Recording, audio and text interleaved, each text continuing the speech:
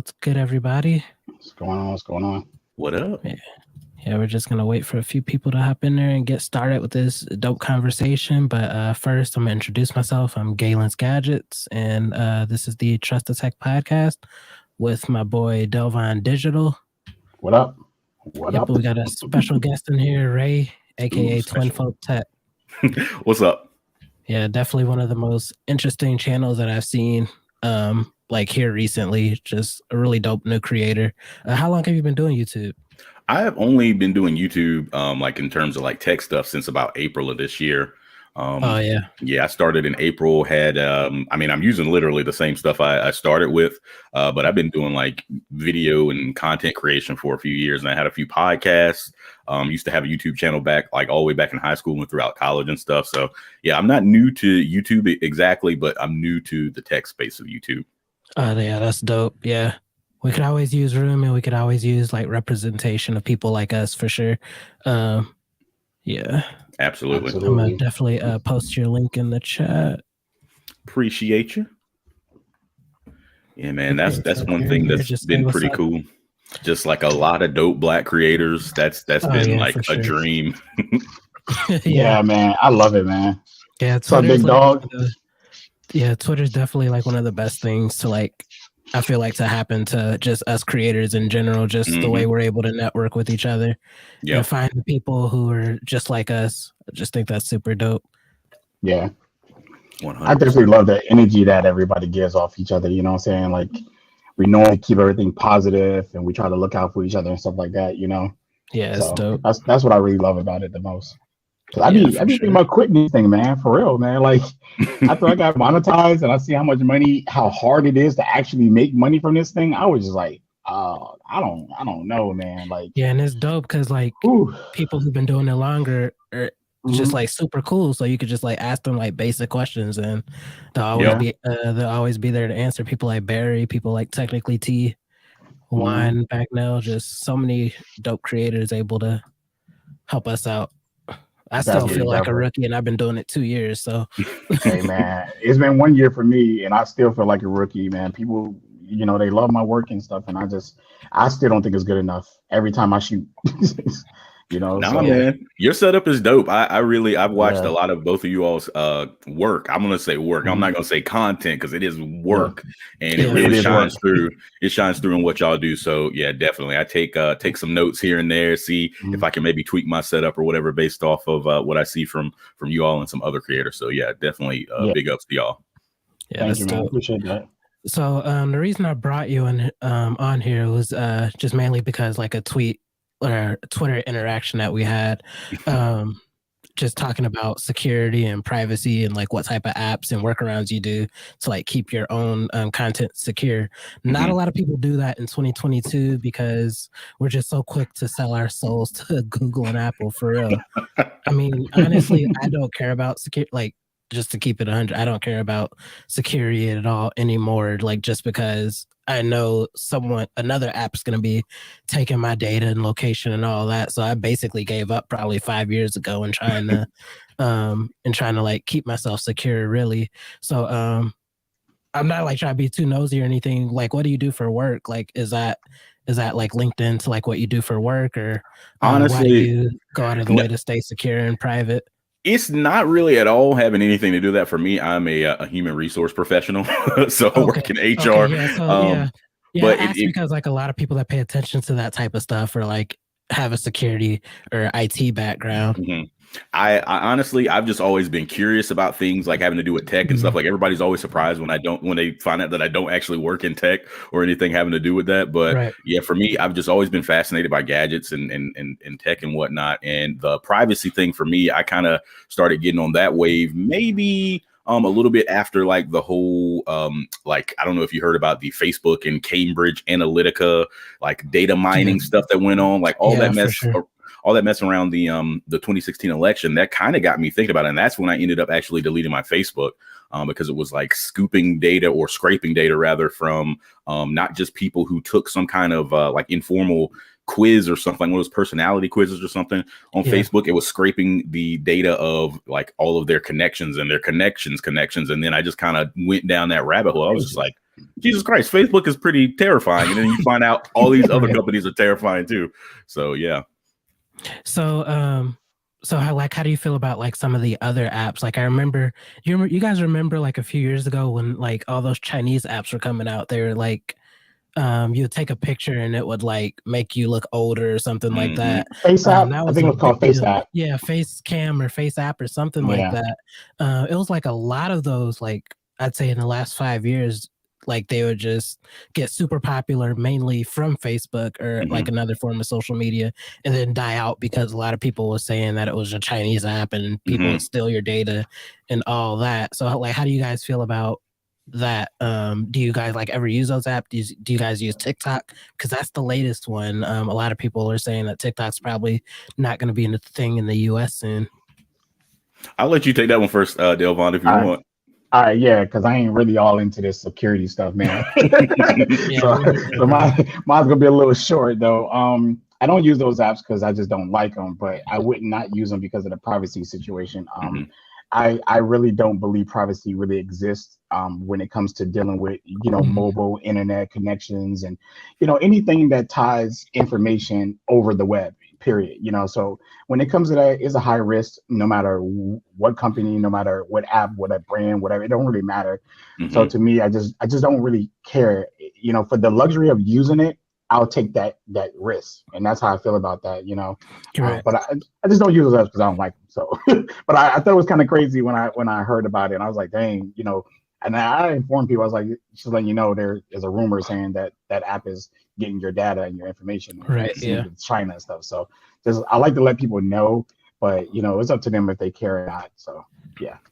Yeah, I'll say for me, the reason that those are some of the reasons why I don't use those apps myself, because number one, I don't like them because it's just trying to get you like to stay on there and get worked over by the algorithm and stay on that app or that website for as long as possible and just melt your brain. But on the other side of that, the privacy or security aspect, it's like you do give up some convenience to really be more privacy and security minded. Like, you can't just, swipe up and activate the Google Assistant or, say, hey, Siri or hey, Google or anything like that. Sorry if your phones are going off because of that. But, you can't really, do those things because you're turning off all of these permissions all the time and different stuff like that. So for me, like I was already kind of in that mindset before TikTok ever really became a thing. So once I kind of found out that it had, all those just kind of insidious features about it, I was just glad that I never ever installed it on my phone. But I do see so many people in my family, even my dad has TikTok, which is beyond me. I honestly really don't even know why.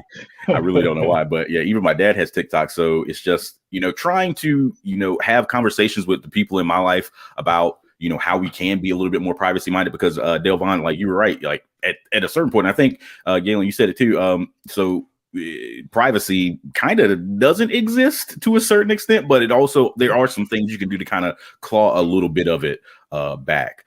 Just taking tiny steps. But yeah, I never really installed any of those TikTok apps or the face tuner apps or whatever that stuff is, because it is getting sent back to China. But I don't want to sound like xenophobic. I mean, you got Meta right here, you got Google right here, all the different companies that are within the US that are doing the same thing. But it kind of gets, I guess, like a little testy with some people when they find out it's going to China. But the US is doing the same things here. Yeah, I agree 100%. Yeah, that was going to be like my next question. Google services is probably like the most used, like, I don't even know what to call it, cloud service, I guess that's what I'll call it. That's like the most used cloud service like in the United States right now with all the Android users that we have. And a lot of even iPhone users use a lot of Google services. So like, what's the difference between that and, well, the difference is Google's US based, but still it's a company taking your data and sharing it for their benefit. I don't really see any difference, honestly. Like to me, there's no real mechanical difference, because at the end of the day, both of these well, not both of these companies, but both different companies in both countries are going to be trying to find ways to monetize your data, sell it to advertisers, and make money off of you as much as they can, monitor your time on site. I mean, Apple just recently got in some hot water about monitoring your activity on the App Store, seeing, tracking where you're looking, how long you're in there, the things that you're doing. So, I mean, even Apple your touches. Yeah, your touch, exactly. That was crazy. That's the scary part. Like, where you touch precisely on the screen. Like, and Apple is one of the people, or I keep saying people, but one of the companies, organizations that are always talking about how private they are and, how much they care about your security. It's like they, keep everything in their walled garden, including your data. So that way they can monetize it and make money off of you within their little playground, their little sandbox. They may not sell it to the highest bidder like your Googles or your Facebook, but they are still, tracking you and monitoring your behavior, your location and everything and making money off of that. So, yeah, I when it comes to the whole Google privacy and iOS or Apple privacy thing, Google kind of like make it blatant to the user that we're doing this with your data. And then Apple markets privacy. And Apple markets it and then doing stuff with your data like Google doing. They're not doing anything different, and they're just marketing the privacy. So people start to believe that Apple actually cares about their privacy. So that's like the whole myth right now, is that people believe that Apple is more private than Google and stuff like that, because Google is just kind of like open with it. And I would rather have a company that's actually open with it than somebody like Apple, because like you say, they're getting sued right now for that information that somebody discovered. And that's insane, because like when I heard about, them doing that and like they can track your touches on the screen and how much, like you said, how long you've been in the app, what apps you're looking for. That's insane. That's because in-depth information, right? It is. So how far are these companies really going with our information at this point? You know what I'm saying? As far as we let them go. As far as we let them go, man. You're right. That is some crazy stuff. The other thing, kind of like piggybacking on your comparison between Google and Apple, I think the same way about the U.S. Versus China or any other countries that we are adversarial to. It's just like, okay, well, China, at least, like all of the people that live in China know they're under surveillance. The Chinese government does not try to hide that at all. Whereas the U.S., you got folks like Snowden and all that stuff with the Patriot Act, all that kind of stuff, and all these whistleblowers and whatnot. The U.S. government tries to act like they aren't in cahoots with Apple or not in bed with Google or Facebook. And all of these companies work with the feds. So they try to act like it's more clandestine and under the rug and like, oh, we're not really doing that. We're not really getting that information. But, China is made out to be the bad guy because, I mean, at least they're upfront about it. Open. You know what I mean? That's what I'm saying. They're open about it. I would rather have a company be open about it than somebody who's closed about it. And we're closed about it. They're open about it. Google's open about it. Apple's closed about it. That's some scary stuff right there, bro. Like, I agree. Like 100% on that. So like just while we're on this topic, I want to talk about like permissions, because I feel like cell phone permissions are pretty much like out of hand right now, in terms of just like security and privacy. Like when I like verbally say something, I'll see an ad for it on Facebook within the next 20 minutes. Like it's literally that bad. Like I'm not even joking. Like I will not search it on my phone. Like I'll be talking to my girlfriend about something. I can't remember the latest example, but this was like 2 days ago. I said something and I see a Facebook ad for it, like automatically as soon as I open Facebook. Like this data mining, and it's completely gotten out of hand. I see why Google does it. Google does it in a way where it's beneficial to you. Like more relevant ads. Exactly. With Google Feed and Google, just like your Google News and all that, they do like have resources for you, but companies like Facebook are literally just grabbing it and going. Any ad. Right, and send you anything. Well, so that's always the thing that people like to talk about. Like they say, oh, well, I like to see things that I care about or things that I'm interested in these advertisements or in these different pieces of content that are recommended to me. For me, like, I don't know. I'm always willing to be inconvenienced if I can save myself some privacy points somewhere. Like I would rather go and search what I'm interested in rather than it being fed to me through the algorithm and through all of my history. Like I'm a YouTube creator. I have YouTube Premium, but I have like my YouTube search history turned off, like all those recommendation settings turned off because I don't want anything recommended to me. So I'll be watching one of y'all's videos and then I'll get recommended something that's like a 1942 war documentary or something because it's like that. It's that bad. Like I've gone that far off the deep end where they don't know what I want to watch because I don't have any of that stuff turned on. But even still, just because I'm on the site and the more I click on stuff and the more I do stuff, they will still see that even though my watch history is off. So, you can get little points back here and there, but they're always going to have some sort of information. But it's just about kind of taking a little bit more control over what you share. And I think that's really the important thing is being able to give that agency back to the end user and saying, hey, like if you sell us your data, you'll get, like free YouTube Premium or something like that. I'm like, okay, I would do that. That's a cool trade. Good trade off. You don't get anything back in return other than, being advertised to or being fed more content so you can stay on the site longer. So that's one of the bigger things for me. It's just like they just want you to stay on the site and then they want you to click on these ads that they've sold your data so to. you think it would be more justifiable if we got more out of it, basically? Yeah, just give people control over their data and give people control over what happens to their data. Because data, there's one podcast that I watch channel that I watch called The New Oil, and he's a more privacy and security minded guy, and the new oil is our data. So we're the owners of the data. So why should we not get a say in how it's used, and why should we not get anything out of it? I mean, you don't go to work and come back home with no wages. You go to work and you get paid. You put something in and you get something out. So I think the same should be said for our data. Yeah, that's a good comparison right there. I'm with you on that. I'm like half and half with that because I agree with everything that you said on one end. And then at the same time, if you're going to feed me ads, I'd rather be ads that I'm interested in. So I'm kind of okay with the ads, but I wish, like what you said, we can have a little bit more control about that, but we don't. I found like a lot of cool phone cases, from the ads and stuff like that from different companies and stuff. So it's not all bad for me. So, I don't like ads, but if you're going to give it to me, at least give me something that I'm interested in seeing versus, that I'm not. I know when I use my iPhone or I'm on Facebook or certain apps, I get ads that don't even relate to anything that I like, but, anything Google related, Google remembers. Like I literally could go on Google search and search up like chicken strips or something like that. Then it next thing you know, they're showing food restaurants with chicken strip pictures on my Instagram. And I'm like, and it's always like 3 seconds after. Like they so fast with it, bro. They so fast, like it's ridiculous. Yeah, it's crazy. It's really crazy how it works. I just want to know, like, legit how it works. I have no clue, but it happens so fast. It's either amazingly good or just amazingly annoying. Like it's no in between. It's just like, yo, come on, bro. Like how, like, because the first thing you think to yourself is like, how do you? I just searched that like 2 seconds ago. Why is all this popping up everywhere? That's scary, Then at the same time, you might be like, oh, okay, well, this helped me out because I was definitely looking for a place I wanted some chicken. Right. So I don't know, man. I like this comment that you've got highlighted here.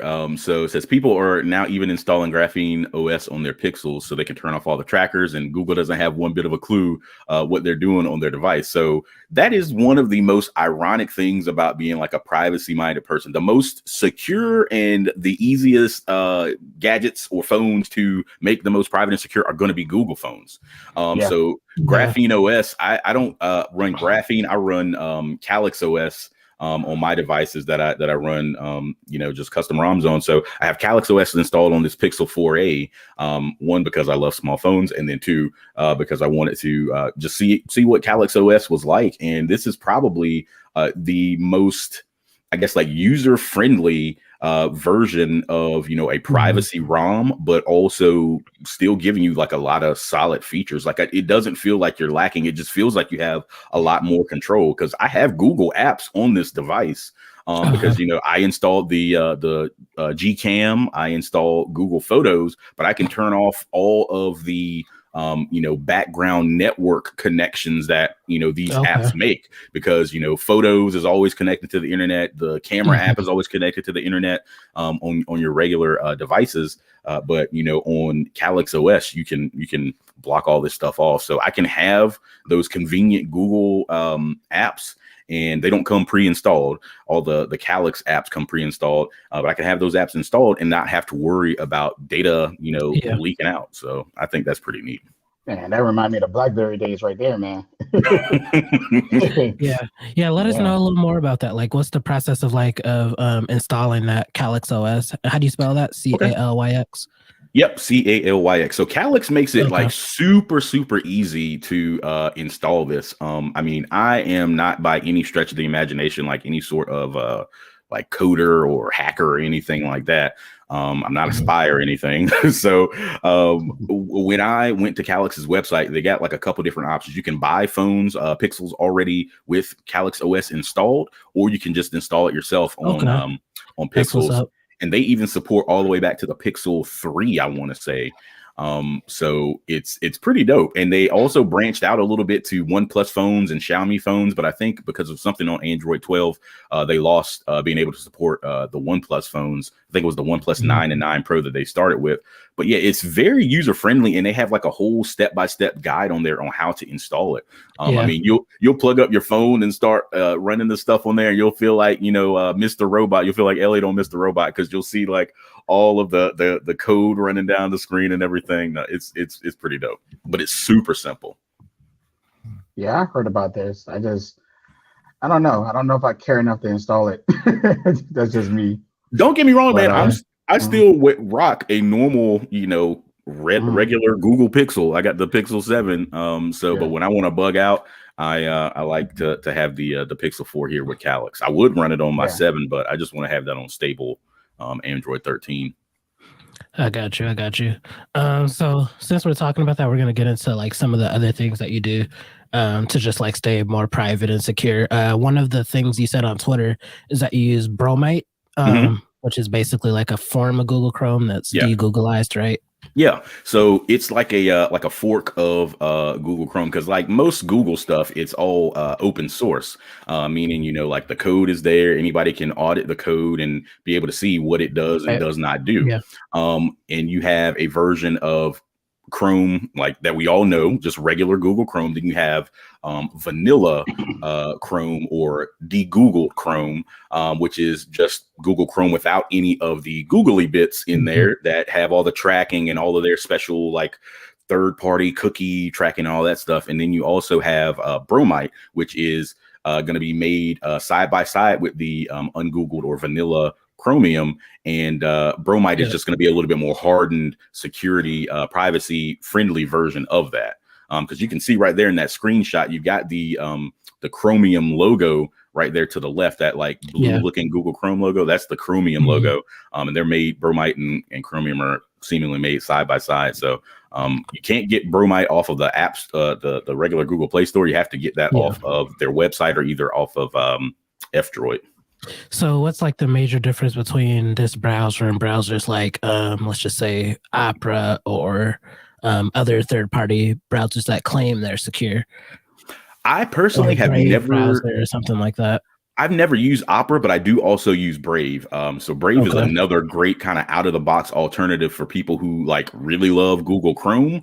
Like I have my mom and my sister on Brave because it's so just user friendly, easy. You can download it from the Google Play Store and you can just pick it up and go. And just out of the box, it's probably the most like user friendly, but also most privacy minded and secure Chromium based browser that is out there. what would the difference would be with Bromite is it's gonna kind of stick a little bit more to that Google Chrome look. Like Brave has its own like skin, its own look. It's got like some crypto stuff built in there as well, which is kind of crapware to me. You have to kind of turn some of that stuff off, but they do have like a digital currency that creators can use in there and earn like make earnings off of stuff like that. It's all kind of like a rabbit hole sort of thing. I don't want to go down that path, but so Brave has like their own proprietary stuff, whereas Bromite is going to be more sticking to the Chrome features without the Chrome crap thrown in there. That's gonna track you, and it allows you to just toggle a lot more features on and off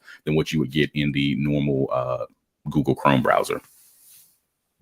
Gotcha. Okay, I gotcha. So just side quest. Redbeard asked, speaking of privacy, isn't Google feature drop for next month, including the new VPN they have? That's going to be dope. Is that coming on every? It is going to be dope. Pixel, or is it just the new ones? The 7s, the 7s, I believe. 7s. Okay. It's probably going to be a feature drop later for the other ones, as always, but it's definitely hitting the 7s first. Yep. The new series. Yep. Yeah, we got you, Redbeard. We got some pixel specialists in here.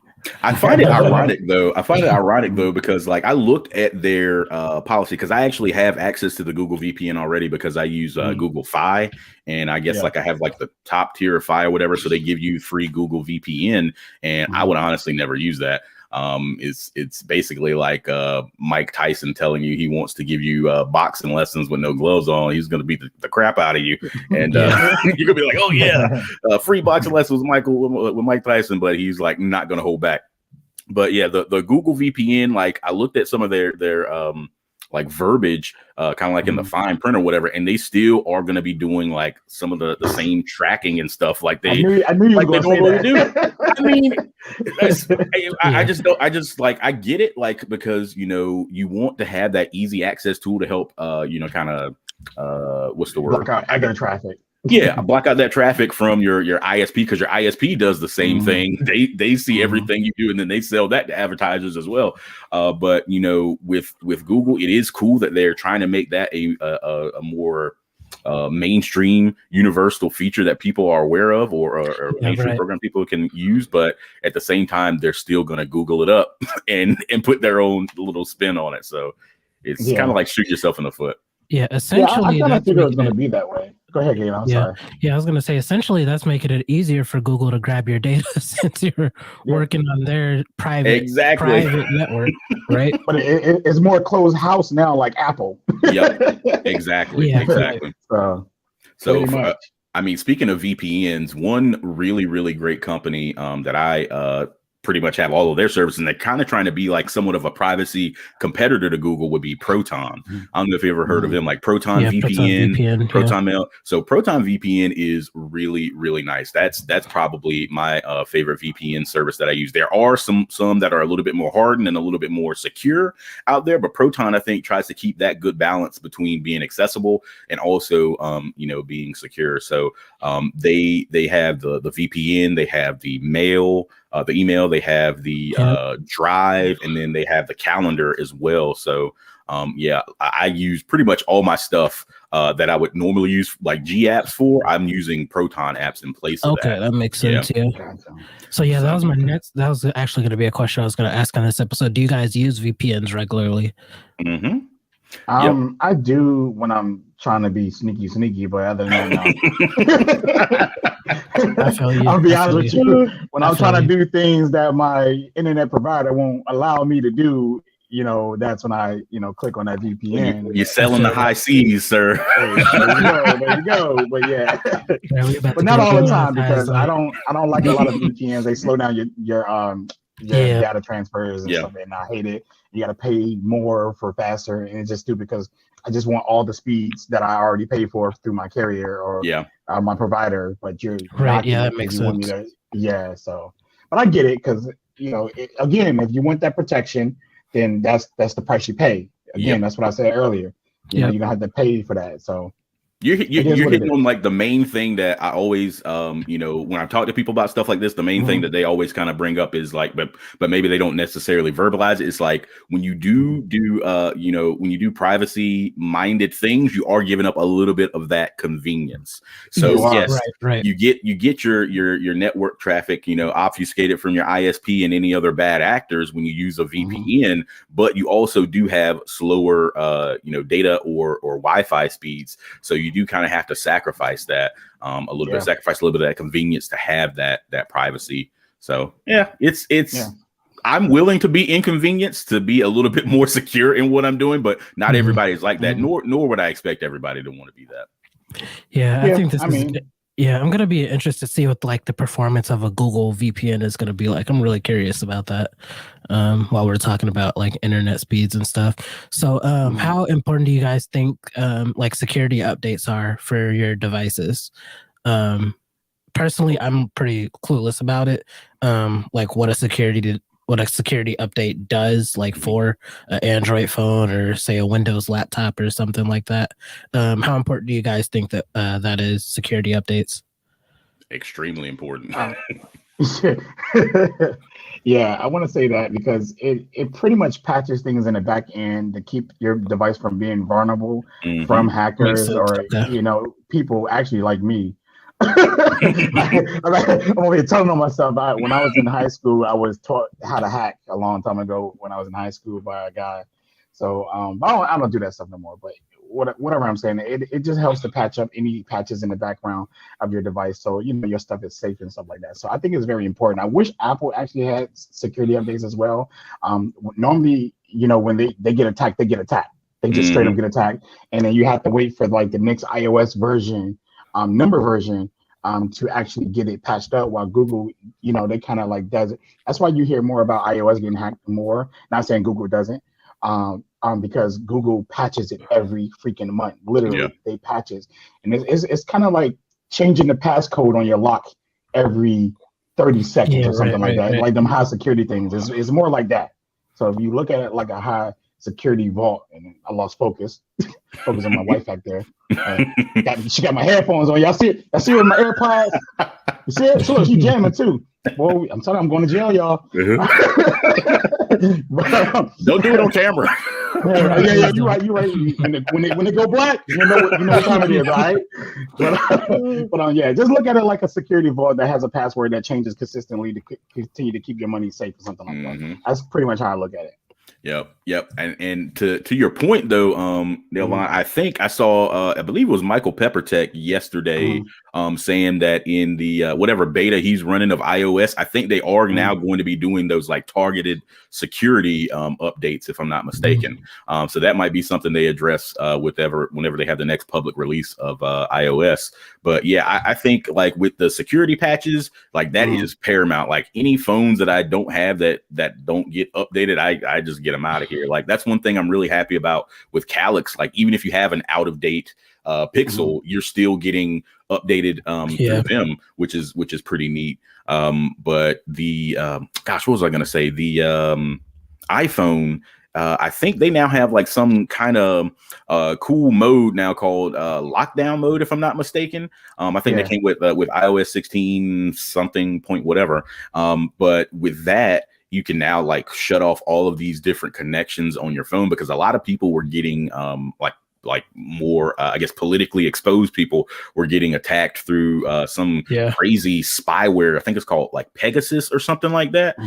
So yeah, Apple was kind of getting like getting hit left and right week after week. And you had all of these kind of like higher up folks getting hit. And now they introduced that lockdown mode, which helps certain stuff. But looking at it, it's kind of like Swiss cheese, because there's a lot of different holes in what they're trying to do. Because it's like, if you put it in lockdown mode, then no new connections can make connections to your device. But if you've already like FaceTime somebody or called somebody or something like that, then they can still call you. So if you're trying to get like super lockdown, I don't think they're quite yet there, but I think it is a step in the right direction though, what they're trying to do. But yeah, they definitely need to get up on their security as much as they like advertise about it. They need to get up on their privacy and their security.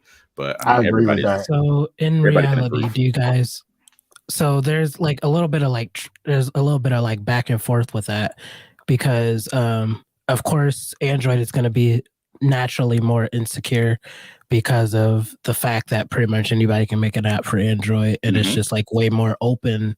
As is Apple, it's just like a super closed down OS. It's pretty hard to even make an app for Apple. So what do you guys think is like naturally more secure? Apple, who only does security updates with their like major updates, or Android, who's has like their monthly security updates, but it's like pretty vulnerable due to the fact of anybody being able to access everything. I don't like in this situation. I'll go first. I don't think either of them is more secure than the other. It's really up to the end user, because if you think about it, when we download an app from, Apple Security, the App Store, or we download one from the Play Store, it's pretty much asking us for the same permissions. You're giving them the permission to what you want them to do. Apple asks the permissions, Android asks the permissions as well. It's really up to you, because you can't even get past a certain part of getting into the app without giving it permissions. So both of them, to a point, stop you before you get to that point. So it's really up to the end user who is giving them, that information, willingly. And I don't think either is, more secure than the other. But I do think that on the Android side, because you can install certain ROMs like what he has up there now, Graphite, then, but everybody's not going to do that. It'll be the most secure phone that you can have over any iPhone out there, pretty much. I don't know if there's something that you can install on iPhones to make it more secure or whatever, but I know by default you can de-Googleize an Android phone completely and facts. It. So I think that it's kind of a double-edged sword. Like the fact that Android as an OS is open source is also its greatest strength, because people can tinker around with it and find ways to remove all of the googly stuff off of it, like with Calyx and with Graphene and all these other custom ROMs. So I think in a way, Android as an OS is more secure, because more people have the ability to see that code base and tinker around with it and play with it. Whereas with Apple, it's a walled garden. But I would say Apple does kind of help on the App Store side, where they don't just let any kind of, foo-foo app in their App Store. You go to the Google Play Store and you'll see all these different kind of crazy apps, and you just don't know what you're going to install sometimes. Whereas with the Apple App Store, I think they have it a lot more locked down. So that's where that closed garden or walled garden does kind of become their saving grace. But I think overall, as a platform, Android is going to be more secure, especially Pixels.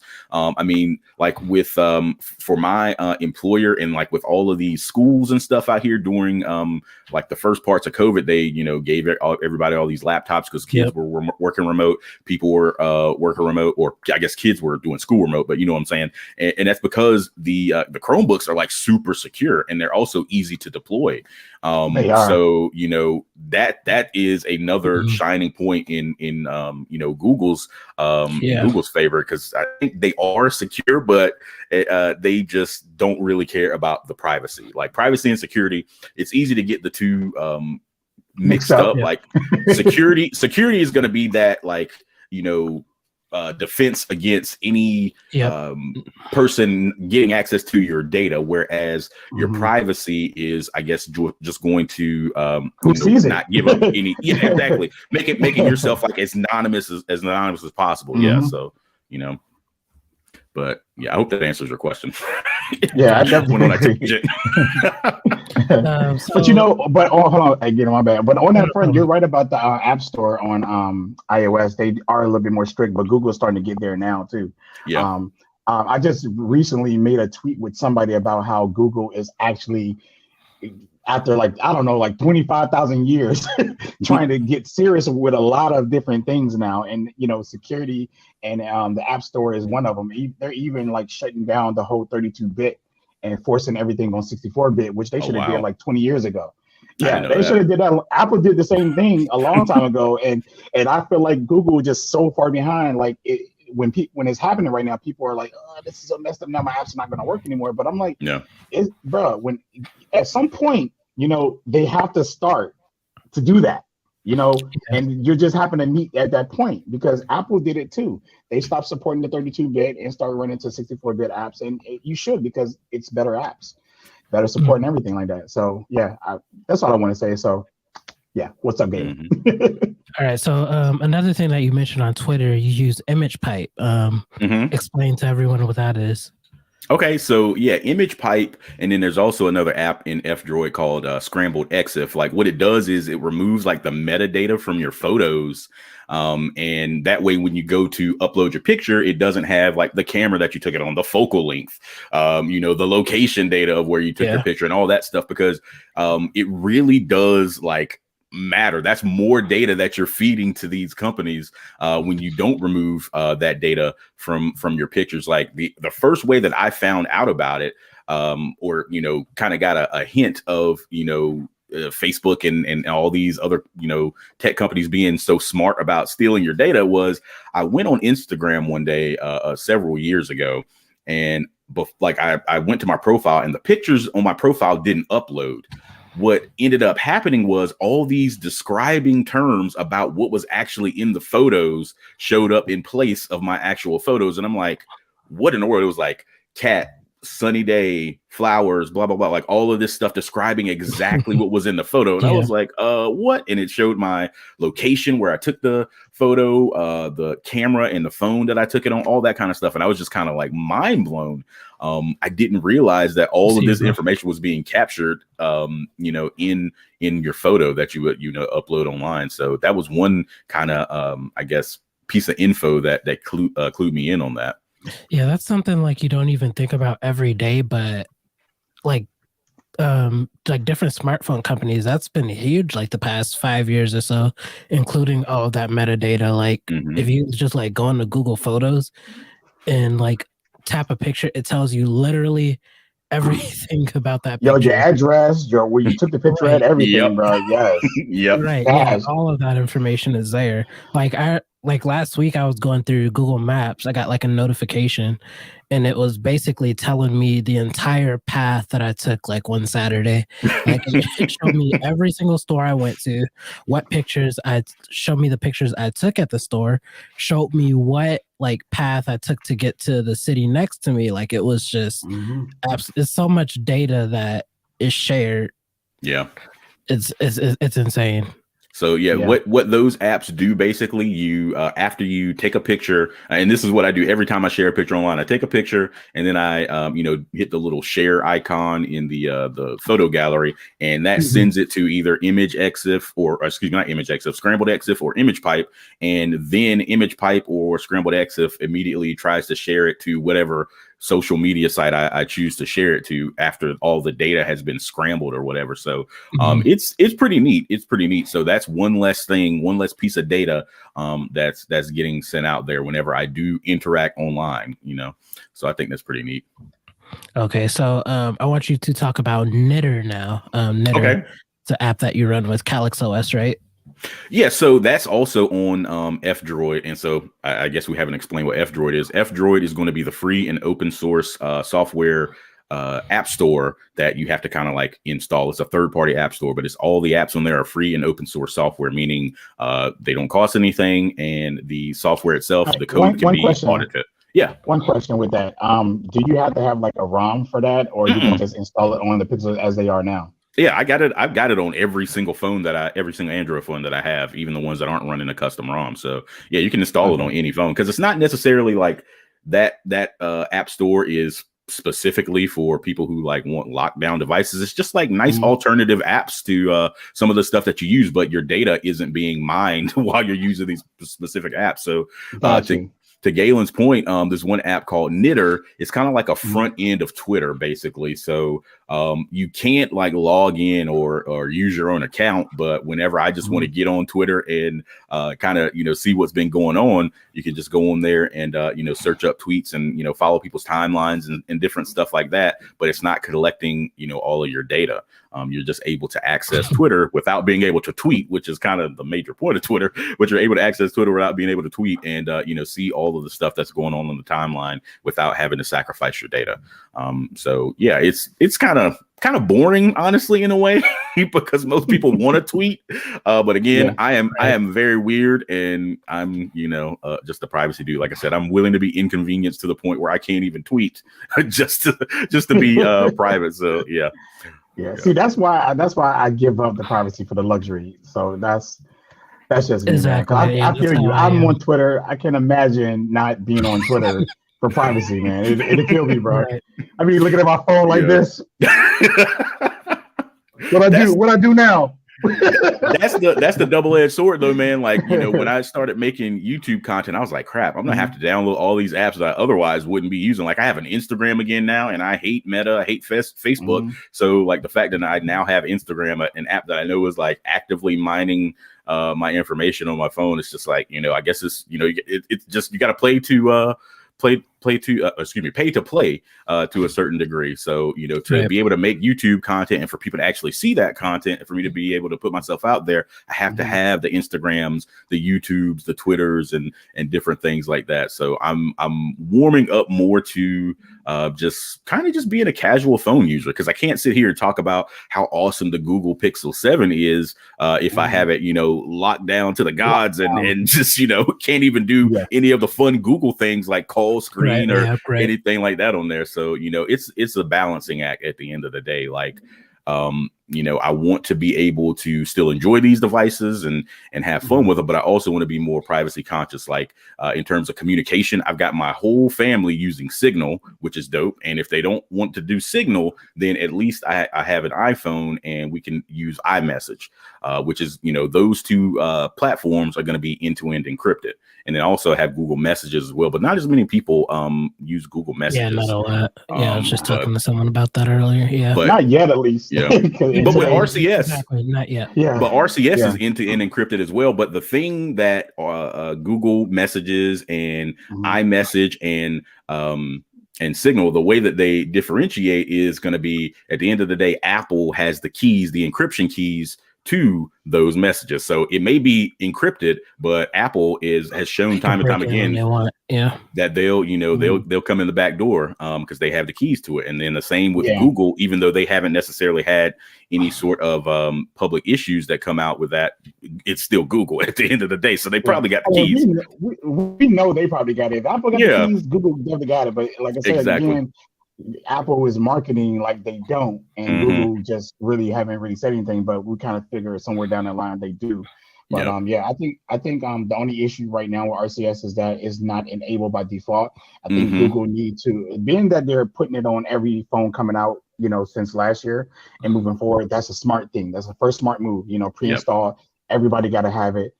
Good move. Now you have to make sure that it's enabled, because I can't recall how many phones I had to go enable it in my family, because it's not enabled by default. It should just work by default, or at least during the setup process, which I could be wrong. I haven't set up my phone in a long time, so it might actually be in the setup process. I can't. I will have to reset a phone to find out, unless somebody else knows in the chat. But I just think that once they do that, then RCS will do good, because Google is surprising me. They're doing a lot, man. Yeah. They're doing a lot. A lot of stuff they should have been doing, but I give it to them. So I love RCS, man. I want Apple to be able to kind of get off of their high horse, and I want Google to kind of stop, because I feel like Google is coming to the conversation from a point of weakness in a way, like trying to troll Apple. It's like basically, when you are trying, like you just broke up with your girl, or your girl just broke up with you, and you're trying to act like you're not bothered by it, and you posting pictures like living your best life or whatever, but you're really kind of bothered. So I feel like Google is coming at the RCS iMessage conversation that way. All I want at the end of the day, I don't want any iPhone users to lose their feeling specialness with their blue bubbles or anything like that. I don't want a new purple bubble. I don't want any of that. I just want RCS to be the fallback standard instead of SMS and MMS when iMessage is not available. That's all I want. I agree. I just think SMS and MMS is just extremely outdated. So just make RCS the fallback. I've never heard it worded like that. And that's exactly what I want. That's all I want, man. It's crazy because I feel like in that argument is a lot of iPhone users who don't want it. They want to talk trash about us not having a messaging app and all kinds of different things. And then all the Android users, we just want to communicate with our friends, whether they use Android or iPhone. You know, we just want seamless communication. And I'm not saying this is everybody. This is just like what I see. Yeah, it's just what I see on Twitter. I'm not saying all iPhone users are like that or all Android users are like that. It's just that we all just want to be able to communicate with everybody on the same level. That's it. You can keep your blue bubbles. You know, we don't want no color bubbles. We just, like you say, I hate SMS and I hate MMS. I just want RCS to be across the board so I can send stuff to you and that just be that. Unless everybody in the world is going to use the same third-party app, then problem solved. But that's not the case. Everybody wants to use what they want to use. Bro, so RCS would be that fallback. Imagine if today they did away with SMS and MMS, we wouldn't have, and we just had RCS and Apple users had iMessage, we wouldn't have any way to communicate with each other. You know what I mean? You would have to go and download that third-party app. So I just think it's just such a weird thing that, you know, it's not even about, like, I feel like if Google wasn't the one that kind of spearheaded this RCS adoption, that Apple it would be a no-brainer for them if they could just put that as another feather in their cap to their, you know, like privacy washing that they do, and just say, yeah, we're super secure. We've got iMessage and we've got RCS. But because it's Google specifically and because it benefits Android users in any small way, then I feel like Apple is just, you know, being petty about it. That's how I feel about it. And I do agree with you about Google. They need to stop campaigning about it and do what I like what they did, how they swapped the little messaging emoji thing around and made iPhone users have it. That's what they need to do. That's what they need to do in the background without marketing it to Apple. Because eventually Apple is going to have to figure a way to make their users have a better experience. Because I said this a long time ago, Trench had made a post that Apple had something about the messaging or making their users have the best experience ever. But right now, with what Google did, it's breaking the experience of iPhone users when Android people text them. Now, Google is claiming that, you know, they love iMessage and how it works to make their user have the best, messaging experience. Now it's broken. So what are you going to do to fix that for them? Because you don't want to equip RCS. You want everybody to go buy an iPhone. Buy your mom an iPhone. You already know, but everybody don't like iPhones, bro. I'm sorry to say it. Like, no matter how much Lori don't focus. See, it don't focus on her back there with the AirPods Max, bro. I'm done, bro. Why? Come back to me. I'm done. I'm done, bro. I'm telling you, y'all ain't gonna see me tonight. With RCS or whatever like that, I prefer, you know, it to be, you know, just everybody and stuff like that. And it's going to end up forcing Apple eventually to, you know, do something or whatever eventually, because they're talking about something we don't see our users complaining about it, but your users are because they're complaining about bubbles. Your users are complaining about bubbles. Have you ever seen an Android user complain about a bubble? Nope.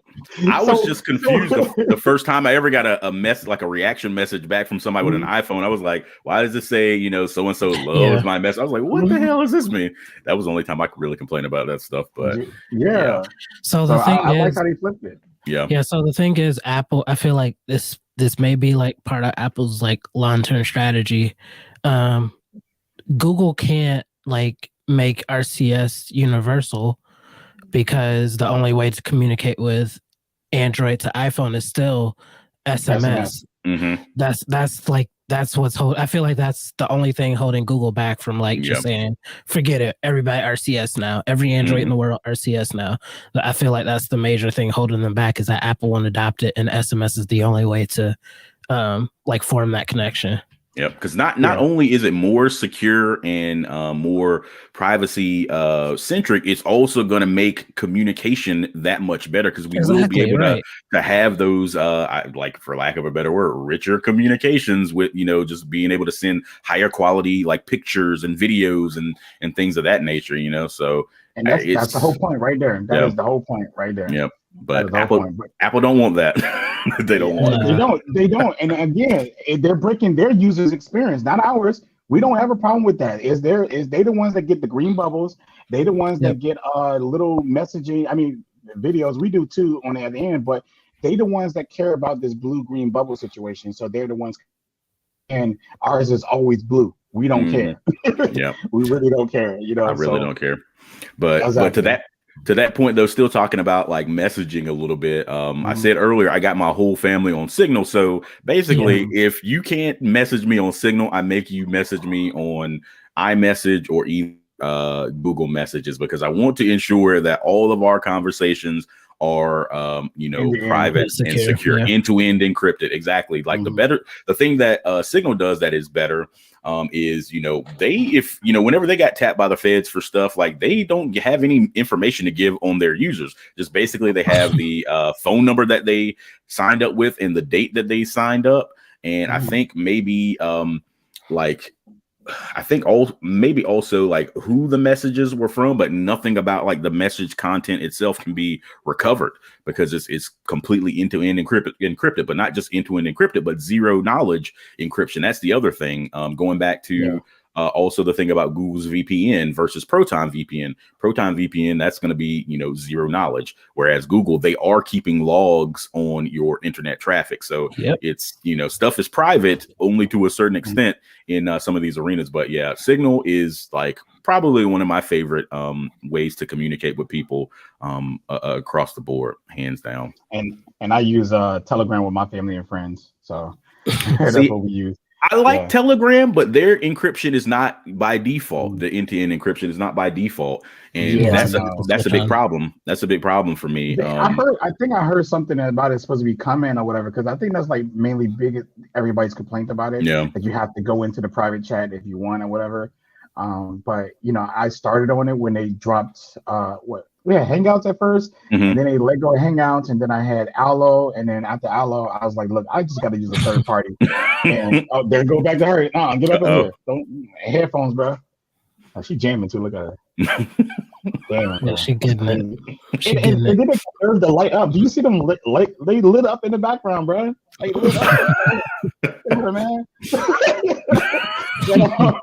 But dang, I almost lost track. All right, so anyways, I switched to Telegram because I had to use a third party app, because Google just kept like dropping everything, and it was just so frustrating, because me moving my family from Hangouts. Now Hangouts was default, so everybody had that at first. At one point, oh no, don't do that.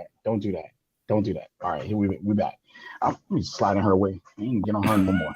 All right, so with that being said, they dropped Allo. I thought Allo was cool and everything like that. We wanted them to add SMS to Allo. Can you believe that? At the time, we wanted SMS. That's crazy, right? Yeah. Like, oh my goodness. Allo would have been so perfect at the time if they had SMS, but they loved Allo. I loved Allo too. Yeah, man. And then I had to switch to. I tried Signal, and I just didn't gravitate to it. I tried WhatsApp, didn't gravitate to it, and then Telegram was where I landed at, and here I am now. So Telegram it is.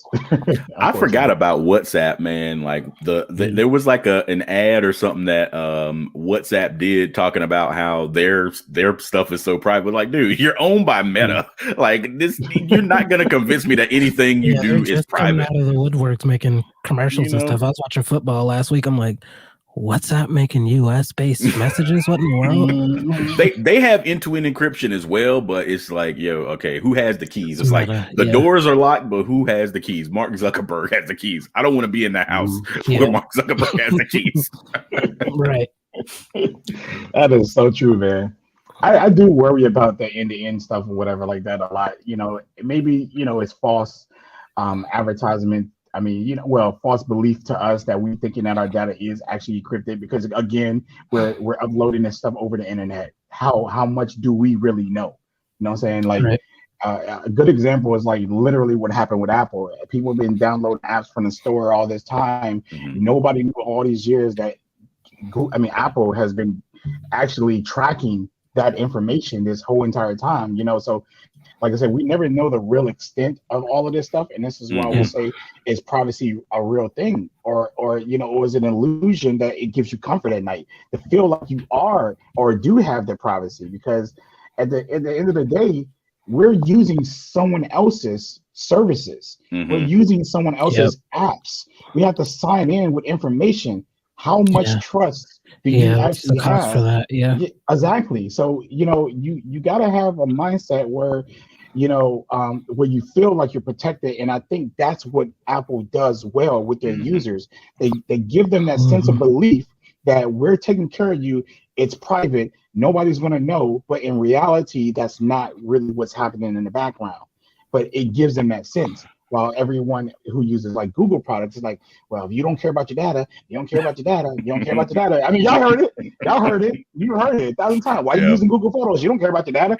Like, bruh, at least Google is telling me what they're doing with it, you know, but numerous times you've seen Apple get caught under the sun, and it's just crazy. And then you know, people don't even talk about it half of the time. You know, there's a few YouTube channels that I do see talk about it. I guess there's all the ones that's black market from Apple, so they don't care.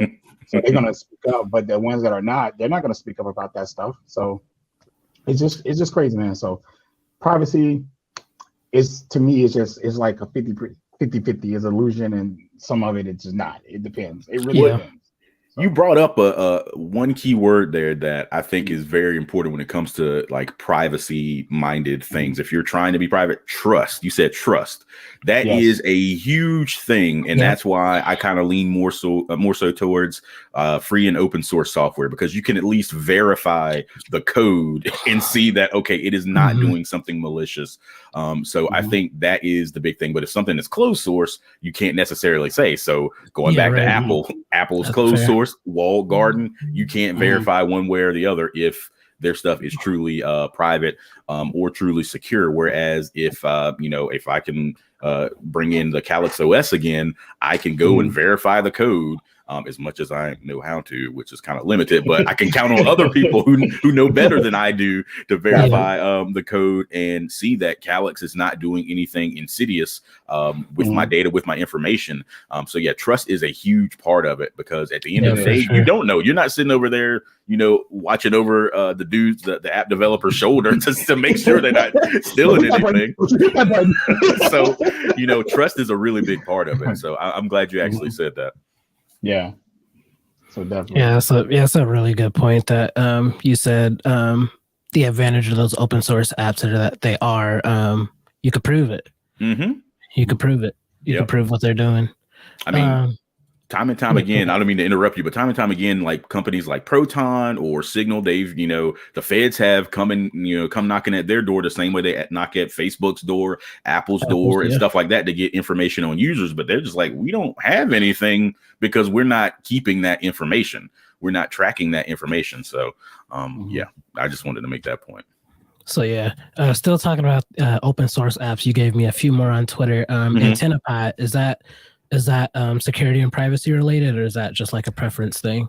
More so just FOSS related, because just using apps where like it's free and it's open source, so you can verify the code. That's more so a thing for me. So it may not necessarily always be just like a privacy conscious thing, but just the fact that I can verify this information or trust folks that know better than me to verify it. So AntennaPod, that's just a podcast catcher. It's an alternative to using Google Podcasts because they're going to be monetizing and scraping that data as well. With AntennaPod, I can get the RSS feeds of all of my podcasts. Again, inconveniencing myself for privacy and security. I got to go and get all the RSS feed links to all of my favorite podcasts, put them in the app, and then I can have all of my podcast subscriptions in there. But they do have some podcasts already listed in there, like a lot of popular podcasts.